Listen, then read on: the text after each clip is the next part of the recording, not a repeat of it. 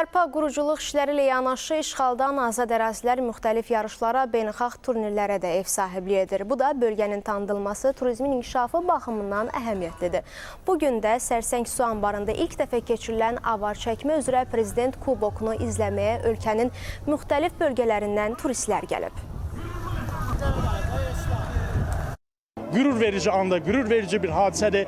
Düşünün ki, bu təkcə idman yarışı deyil, bu həm də Qarabağdan, Ağdərədən, Sərsəng su anbarından dünyaya bir barış mesajıdır, sevgi mesajıdır. Azərbaycanın nə qədər qonaqpərvər ölkə olduğunu, xalqımızın nə qədər mehriban və qonaqpərvər olduğunu göstəricidir. Bu ilk dəfə də gəlir. Yəni o panoramanı görmək, o gözəllikləri görmək dünyanın belki heç yerində bura yoxdur. Qürur hissi duyuram. Bir neçə illər bundan öncə mən bu göldə olmuşdum və bugün bizə məlumat çatdı ki, burada 20-yə yaxın ölkənin iştirakı ilə idman su oyunları gedir.